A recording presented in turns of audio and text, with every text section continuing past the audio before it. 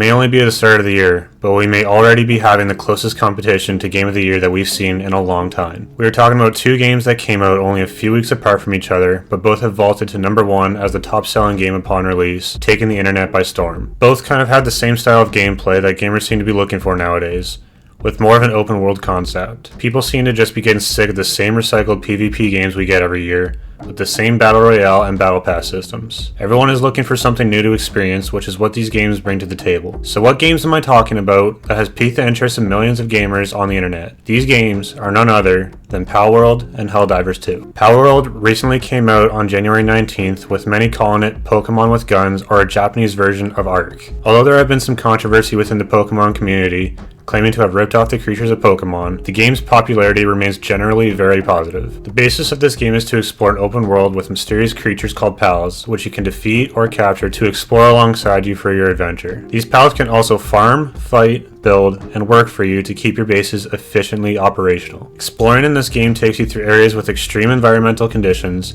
and leads to encounters with syndicate thugs, specialized pals, and challenging boss battles. A lot of the popularity from this game can be credited to the Pokemon community, but it has gained a lot of traction elsewhere because of the open world and survival aspect, similar to Minecraft. This style seems to be gaining a lot of traction in today's gaming world, which leads us into what appears to be Palworld's biggest current rival, Helldivers 2. Helldivers 2 came out on February 8th, about 3 weeks later than Palworld. This is a more simple third-person shooter compared to other games in its genre nowadays, but so far has shown in its short lifespan that simplicity can reign supreme. It quickly passed Palworld for the top-selling game, on Steam at least, while both games are still comfortably in the top 5 selling paid games at the time of recording this video. Again, on Steam. Helldivers 2 brings you to a futuristic place called Super Earth, where players take the role of Helldivers to fight to protect humanity from hordes of alien invaders and other threats that loom the Super Earth. The Helldivers sequel allows you to squad up with a party of up to 4 people and take on the missions of the Controlled Democracy, which is done collectively amongst all players to liberate Super Earth. Now,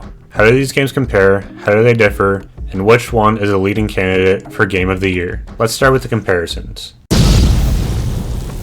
Firstly, both games are technically third-person shooters, with both games utilizing weapons to complete objectives and advance through the game. Both are open world as well, allowing players to explore any area of their choosing, with some advancement through the game of course. They both can be played in either solo or co-op modes, and currently do not feature any PvP or campaign modes that most other games these days tend to have. A certain degree of customization is also present in both of these games, but both appear to be pretty limited in that aspect. Another thing to mention is that both games are available on console and PC, with Palworld being on the Xbox and Helldivers being on the PlayStation. With the different consoles playing a role in each game's popularity, we can segue into the next section of the video.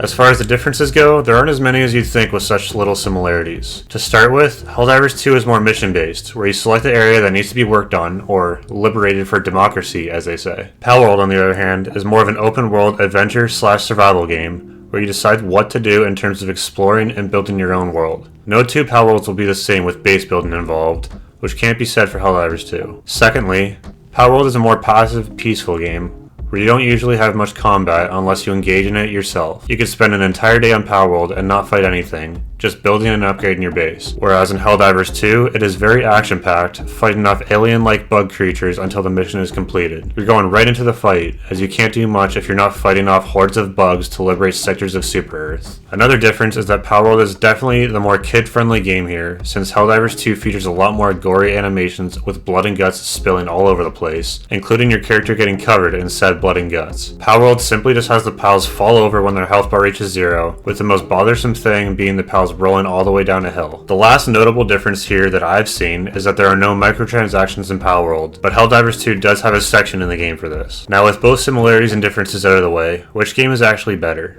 Which game will actually be the Game of the Year? While this answer is up for debate, I will try to draw a conclusion for myself and have you argue in the comments. Before I decide, let's take a quick look at the numbers, although they may be a bit skewed with Palworld being out for a little bit longer. Palworld came out first, so let's start there. Palworld has sold over 19 million units, with 12 million coming from Steam and 7 million coming from the Xbox. They also received the highest number of concurrent players in the history of Steam for a paid game, with just over 2.1 million concurrent players. They were also the top-selling game on Steam for a total of 3 weeks, right up until Helldivers 2 came out. Ever since then, Helldivers 2 has been the top-selling game and still going. They have sold over 3 million units as of February 18th, and although the number is a lot smaller than Palworld, They consistently have more current and peak players on the game than Palworld, according to Steam. But how does Helldivers 2 compete with Palworld's 8 million units sold within the first week of its release? Does this mean that Helldivers 2 has no chance to pass Palworld's numbers? Or will their consistent higher player count lead them to eventually pass Palworld? There's an argument to be made for each game, but the game that I'm going to side with is...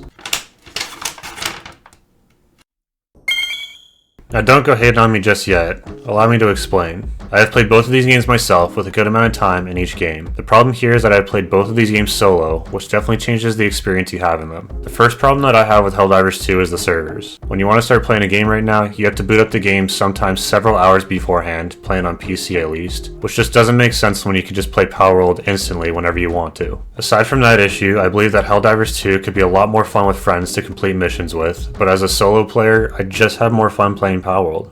I currently don't know any friends that had these games yet, so I've been learning and playing these games for myself until they joined the bandwagon. I've also loved playing Pokemon my whole life, and Palworld just feels like an extension of the Pokemon world, although this feels like a better game than what Pokemon has developing lately. Helldivers 2 also threw microtransactions in their game, which always leaves a sour taste in my mouth when companies do that. I know you can just not buy from their stores and play the game how it is, but growing up as a Call of Duty fan, I've witnessed microtransactions ruin great games. Also, if we're paying money just to play the game, I don't believe that microtransactions should be a thing. It makes more sense in free-to-play games. That's just my personal opinion. Both games, though, are phenomenal, and I could see them competing against each other all year and probably beyond that. But as a solo player in both of their current states right now, I'm siding with Palworld. So there's that. Thank you for watching my video. Let me know what you think in the comments below, and I'd really appreciate it if you could help me out by liking and subscribing. But until next time, I'm out.